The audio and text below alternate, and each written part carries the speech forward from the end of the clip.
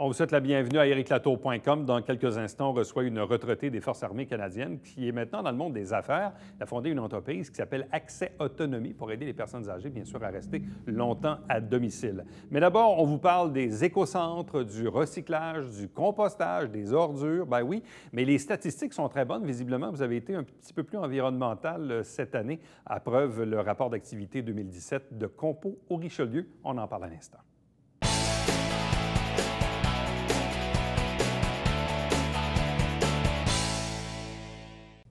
Quand on parle d'ordures, de recyclage, de compostage, la gestion des matières résiduelles, ça concerne notre quotidien, notre quotidien de résidents un peu partout sur le territoire. Et c'est toujours intéressant de voir également du côté des statistiques ce qui en résulte. Avec nous pour faire le bilan 2017 des activités de Compo au Richelieu, deux invités. D'abord Isabelle Deschênes, qui est la directrice générale. Bonsoir. Bonsoir. Accompagnée de Cindy Roussel, qui est responsable des communications. Bonsoir et bienvenue. Bonsoir. Toujours intéressant parce que, évidemment, même encore hier, je suis arrivé à la maison, j'ai pris mon bac de recyclage, je l'ai mis au chemin, puis vendredi, je vais faire la même chose avec mes ordures, et ainsi de suite. Et j'attends bien sûr un jour d'avoir le fameux bac brun qui est tant souhaité, mais sur lequel vous avez fait un projet pilote dans la dernière année. Donc, quand on regarde l'ensemble des activités pour 2017, on constate, chiffre à l'appui, que pas mal tous les aspects de votre gouverne sont à la hausse. Oui, ça va excessivement bien au niveau de l'ensemble de nos services. Je vous dirais, au niveau de la collecte des matières recyclables, on a réussi à aller chercher un petit peu plus de tonnage que l'année dernière. Donc ça, pour nous, on est aux oiseaux à ce moment-là, parce qu'on sait que la collecte des matières recyclables, c'est un éternel défi.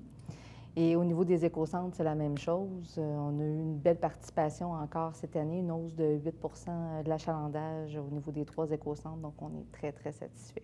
Bon. Est-ce que la courbe de l'augmentation de la population suit également les statistiques? Autrement dit, on sait que la population augmente un peu sur le territoire, mais quand on regarde l'augmentation de la population versus l'augmentation de vos propres chiffres, est-ce qu'on a même une performance qui va au-delà de l'augmentation du nombre de la population?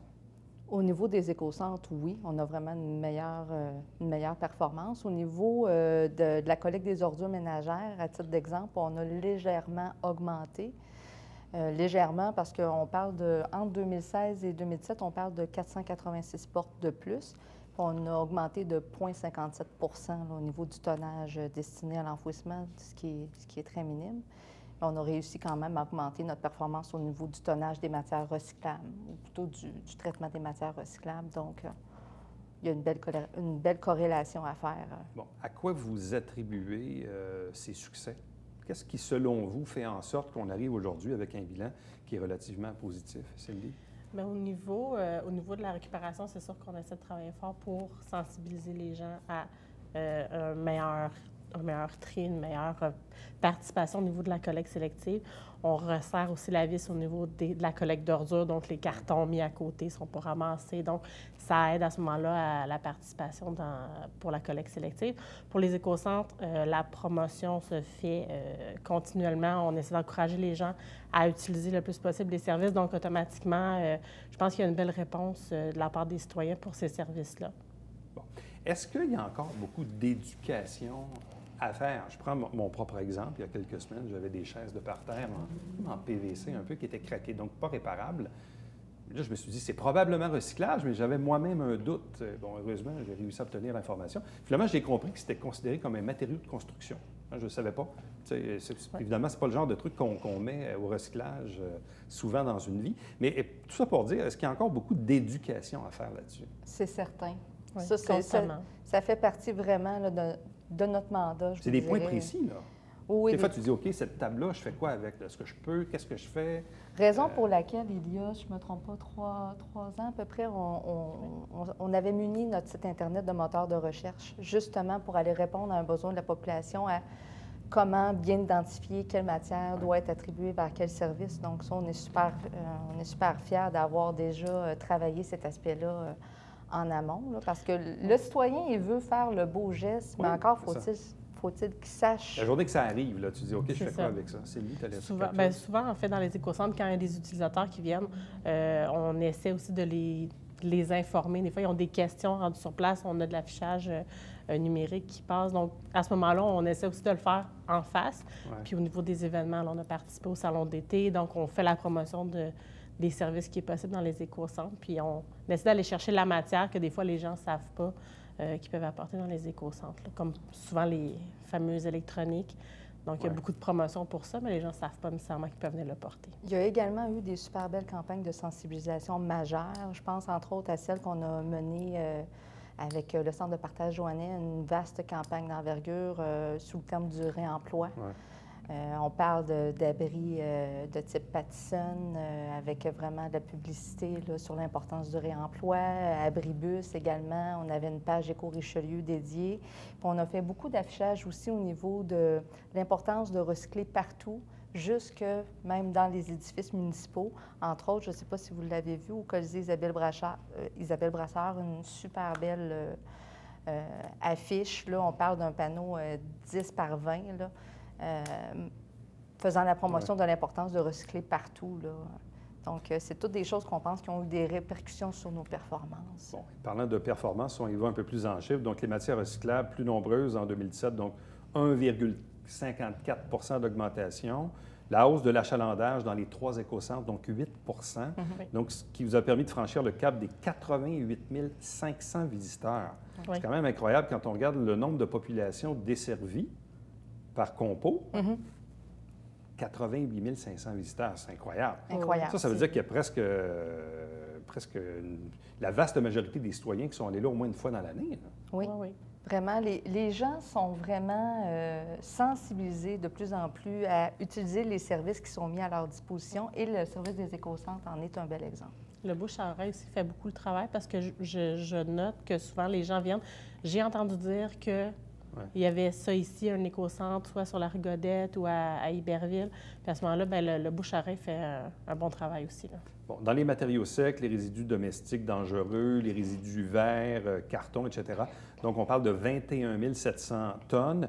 Et quand vous aviez dit tantôt, vous faisiez référence évidemment à l'augmentation de la population. Donc, malgré l'augmentation normale de la population, c'est quand même une augmentation de 0,57 de plus par unité de collecte. Bon, l'autre projet, évidemment, on parle beaucoup du recyclage et des éco-centres, mais c'est évidemment le fameux bac brun. On sait qu'il y a eu des expériences qui ont été faites à l'île Sainte-Thérèse et du côté de Mont-Saint-Grégoire. Oui. L'expérience a duré combien de temps et a donné quoi comme résultat? Elle est encore en fonction. C'est toujours en cours? Oui, le projet pilote demeure tout au long de l'année 2018. Alors, on parle d'un projet pilote qui est tenu sur 2600 portes sur l'ensemble de l'île Sainte-Thérèse et sur l'ensemble de la municipalité de Mont-Saint-Grégoire. Et on est très satisfait de la performance qu'on a connue, du moins si je vous parle de 2017. Oui, parce que le projet, vous l'avez commencé quoi, en septembre ou à peu près? Oui, c'est ça. Donc, en l'espace de 4 mois, ça veut dire que vous avez récolté 216 tonnes de matière compostable? Oui, puis on va quand même se le dire, c'est pas dans ces mois-là qu'on récolte le plus de résidus verts, qui représentent quand même normalement un bon volume là, de la collecte là, au niveau des matières là, qui sont acceptées à travers ce service-là. Donc, on est vraiment très content de la performance qu'on a actuellement. Et d'autant plus que la qualité de la matière qu'on a, elle est belle.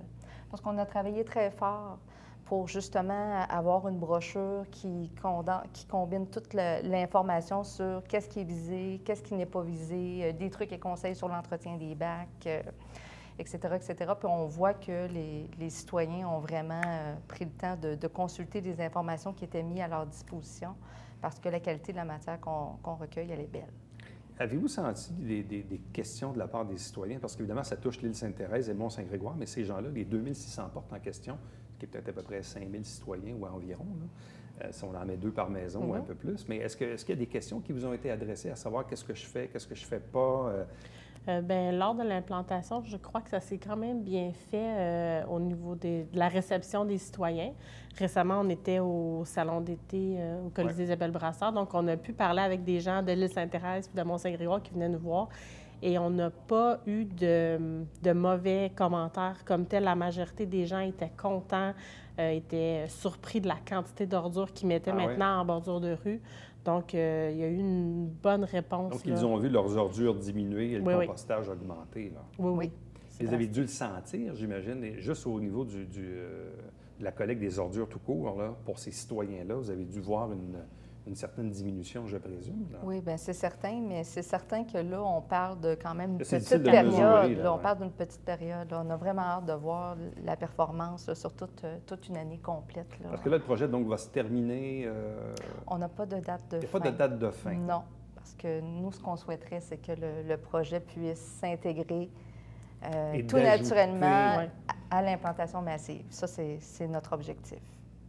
Qui pourrait se faire, bon, vous n'avez peut-être pas d'échéancier précis, mais disons, le souhait, là, c'est quoi? C'est d'arriver d'ici 2 ans, 3 ans, à ce que tout le monde soit couvert? Bien, nous, notre objectif, c'est celui que nous donne la politique québécoise de gestion de matières résiduelles, c'est-à-dire... Idéalement, ça serait un délai de 2 ans. Il y a toujours des technicalités. C'est ça, là. exactement. Dans le fond, ce que je comprends, c'est qu'éventuellement, on pourrait apprendre, exemple, que tel secteur est ajouté, que tel secteur est ajouté. On pourrait le faire de C'est façon certain. graduelle comme ça. Exactement. Bon. Et est-ce que ça va nous amener également à repenser la collecte des ordures? Je sais que vos collègues de Rouville, à côté, ont décidé de maintenir le calendrier d'hiver, c'est-à-dire aux 2 semaines. Oui. Est-ce que ça veut dire qu'une fois le compostage implanté un peu partout, Mais c'est fort cer- probablement qu'on va s'en aller vers ça, là. c'est certain, parce que le Ça va but... réduire les coûts aussi, là. Exactement. Le but, c'est de bien gérer la matière au plus beaucoup possible. Donc, c'est certain que notre but, c'est si on peut remanier le service de collecte en fonction des besoins de la population, c'est certain qu'on va avoir un intérêt à aller vers... Actuellement, à ce pour les secteurs qui sont desservis par le projet pilote, suivent l'horaire. Les matières compostables sont recueillies en même temps, le même jour que la collecte d'ordures. Donc, ça suit le même calendrier. En hiver, ça va être aux 2 semaines pour les participants au projet pilote lorsqu'il va y avoir l'implantation, mais c'est ça, sûrement que ça va être réévalué à ce moment-là, À ce moment-là. puisqu'il n'y aura plus de matière putrescible dans les ordures. Donc, on va pouvoir peut-être étirer la collecte d'ordures. Ça va être évalué à ce moment-là. Mais ça s'en vient. Ça s'en vient. D'ailleurs, les participants au projet pilote vont avoir prochainement, on va les inviter à compléter un sondage. On veut vraiment avoir leur pouls. Donc, ils vont pouvoir répondre à quelques questions, là, justement, pour nous donner leurs commentaires, leurs perceptions, leurs pistes d'amélioration. Et juste, entre autres, il va y avoir certaines questions portant sur la fréquence des collectes. Bien, à vous deux, merci beaucoup. Merci. Bonne chance pour l'année qui est en cours, 2018, en souhaitant évidemment qu'on puisse tous gérer intelligemment nos ordures, notre recyclage et éventuellement notre compostage. Merci beaucoup. Merci. Reste avec nous puisqu'au retour, on vous parle d'accès autonomie.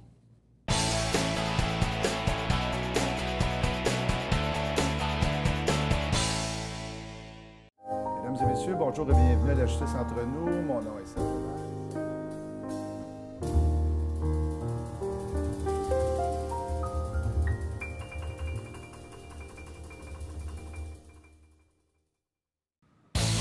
François, cette semaine à Sport Express, on parle d'hommes forts et de cheerleading. Oui, avec Ella Rose et Jessie Duval et Danny Hort viennent Oui, nous parler de monsieur. la compétition qui s'en vient ce week-end. Et en NASCAR, c'était le Coca-Cola 600.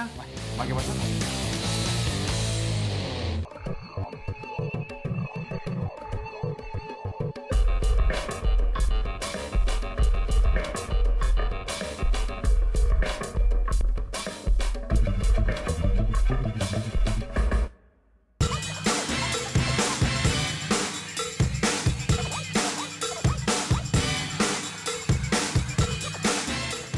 Dimanche, 9h30, Télé Bingo, on vous attend.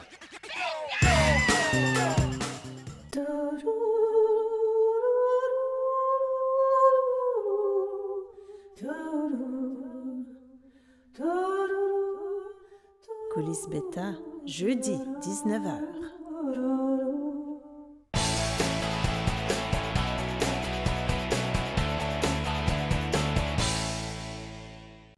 À chaque mois, ici même, à cette émission, on reçoit le membre du mois du regroupement des travailleurs autonomes de la région ici du Haut-Richelieu. Et pour le mois de mai, cette personnalité s'appelle Manon Sauvé. Elle est la présidente fondatrice d'Accès Autonomie. Bonsoir et bienvenue.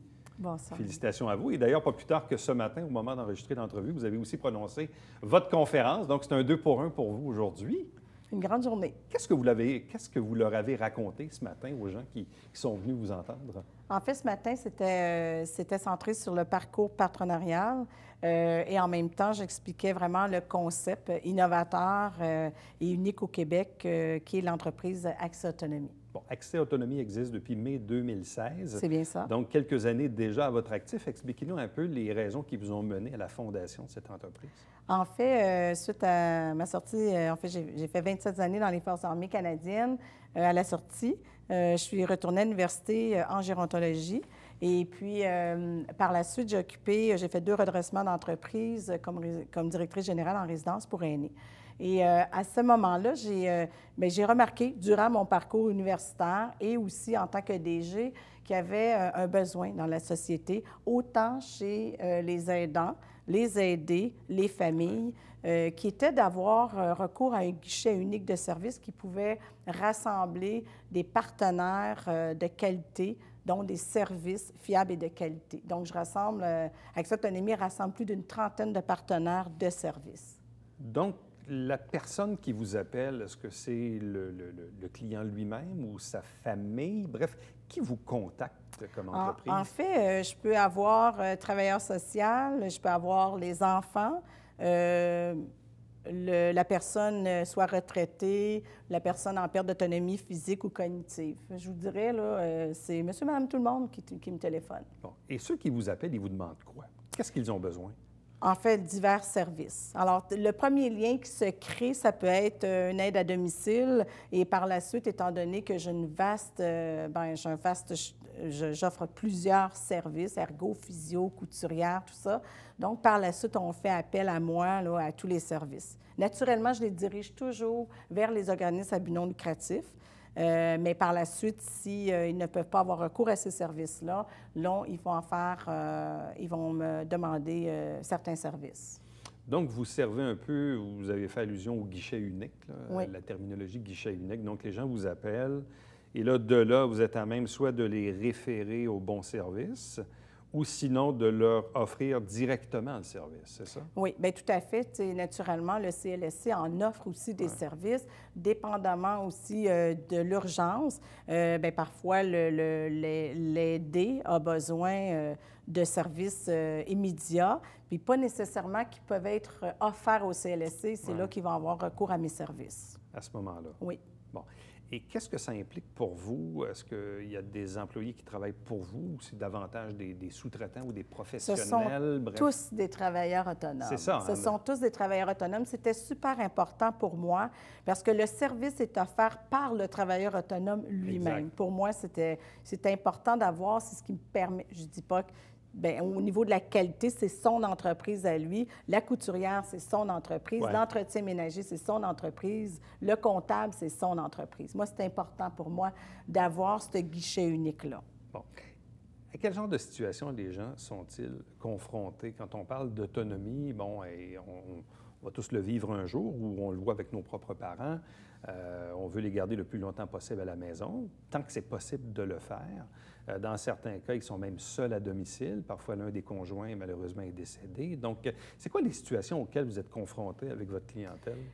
Bien, en fait, ils sont souvent en situation de crise. Quand on me téléphone, ils recherchent un service, ils ont besoin d'informations. Moi, je donne beaucoup de conférences aussi et j'offre aussi, je les aide à cheminer dans cette perte d'autonomie-là, que ce soit comme aidant naturel ou que ce soit justement l'enfant qui prend soin de son parent qui est en perte d'autonomie. Moi, je les accompagne et je les guide. Donc, je leur dis toujours, est-ce que vous avez demandé au CLSC d'avoir certains services? Bien, parfois, ils en ont des services. Ils en ont aussi durant un laps de temps.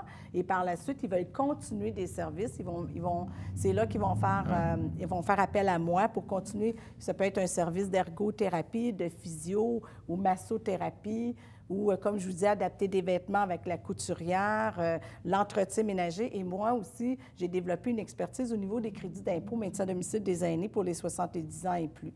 Alors, j'offre ces conférences-là, les informer qu'ils ont un remboursement cette année de 35 % un crédit remboursable. Ça, c'est souvent méconnu. Alors moi, je les informe, je leur donne ces informations-là. Bon.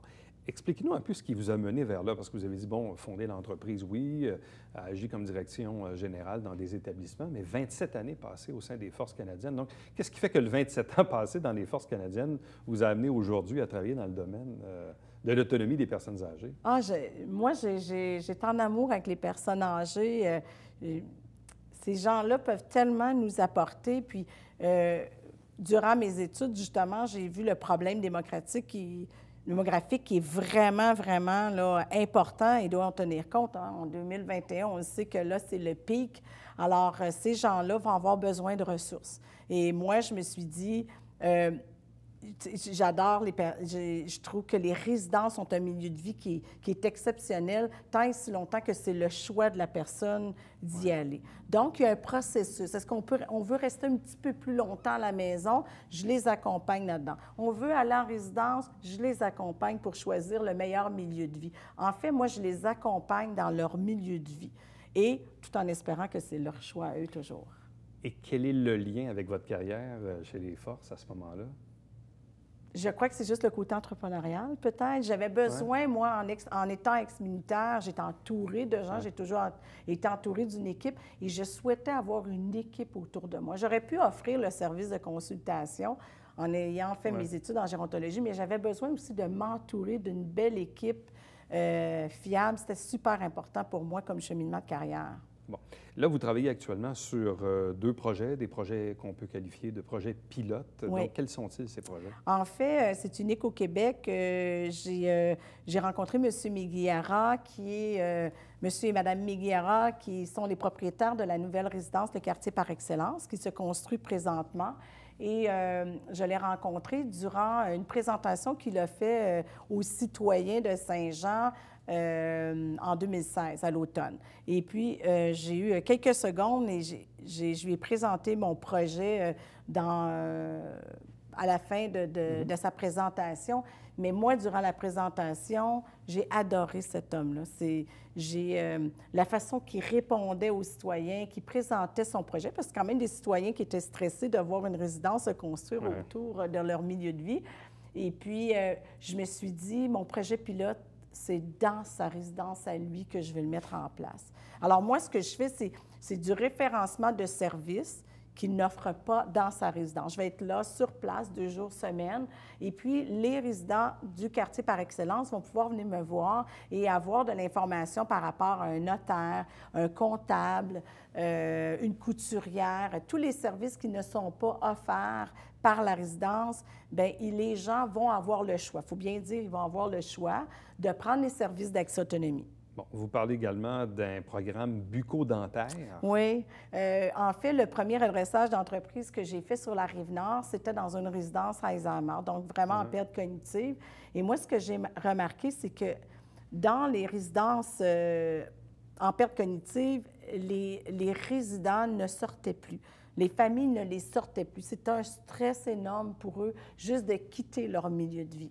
Alors, et j'ai remarqué qu'au niveau du dentiste, la denturologie, bien, il n'y avait personne qui offrait ces services-là à l'intérieur. Alors moi, je me suis dit, OK, un dentiste a un travail à faire, le denturologiste, moi, je vais rassembler ces deux personnes-là dans un même rendez-vous et on va faire une évaluation bucco-dentaire. Alors, le projet pilote est presque terminé. L'ouverture a été faite par le groupe Lumin, qui est une ressource intermédiaire sur la Rive-Nord. Et ça a été tellement, mais tellement apprécié par les familles parce qu'on ne se le cache pas. C'est ce qui leur reste aussi, leur plaisir de manger et de mastiquer, puis souvent, il y a un problème. Alors, nous, ce qu'on fait dans un même rendez-vous, Philippe Lefebvre, qui est denturologiste ici à Saint-Jean, a déjà une grande expertise en résidence. Alors, il se déplace maintenant avec la dentiste Marie-Josée, qui est à Montréal, et on va se déplacer prochainement dans les ressources intermédiaires et CHSLD. Qu'est-ce que vous aimez chez les personnes âgées? Ah, c'est ce qu'ils peuvent nous apporter, leur vécu. Ils ont été... c'est grâce à eux, là, tout ce qu'on a aujourd'hui. Hein, ils ont fait leur chemin. Et puis, c'est aussi de les aider à vraiment avoir la plus belle qualité de vie en vieillissant, peu importe l'âge qu'ils ont, peu importe la perte d'autonomie, puis de les aider à avoir les services dont ils ont besoin le plus rapidement possible. Qu'est-ce que vous souhaitez pour le futur d'accès autonomie? Bien, en fait, j'ai 4 coordonnatrices régionaux, donc naturellement, moi, je souhaite grandement que cette autonomie soit disponible au travers le Québec. OK, donc, vous avez vraiment une ambition, disons, vous avez de grandes ambitions pour l'entreprise. Oui, effectivement, c'est un besoin qu'on a besoin, c'est un besoin qui est demandé partout. C'est un service qui est requis. Et puis, je vais avoir, on dit dans l'armée des binômes, des gens qui vont parler, puis qui vont... Oui. Et il n'y a pas rien de comparable actuellement au Québec? En fait, vous avez certaines agences de soins, vous avez des agences ou des ergo-physio qui se rassemblent, mais au niveau d'une panoplie de services comme les miens, non, je suis unique au Québec. Et ça, vous aimez ça, hein? Ah oui, je suis très fière de ça, oui. Bien, merci beaucoup. Félicitations. Bonne chance pour la suite. Donc, c'est fort intéressant de voir qu'une entrepreneure de chez nous, donc, s'est installée un peu dans ce créneau pour développer puis innover. Forcément, c'est un peu ça, c'est innover. Il ne faut pas oublier le Salon des aînés. Ce serait un projet le Salon des futur. aînés, ça, c'est intéressant parce que dans la région, il y a des salons de toutes sortes d'affaires. Hein? Oui. Maternité, commerce, services, etc. Mais salon d'aînés, il n'y en a pas. Non. Puis j'ai été très surprise moi-même. Alors, durant un travail universitaire, j'ai décidé d'écrire un plan d'affaires qui est le Salon des aînés. Le conseil d'administration il est presque formé au complet. Et puis oui, prochainement, on devrait entendre parler d'un Salon des aînés à Saint-Jean. C'est à venir. Oui. Merci beaucoup. Merci. Reste avec nous. Au retour, le Bavière quotidien.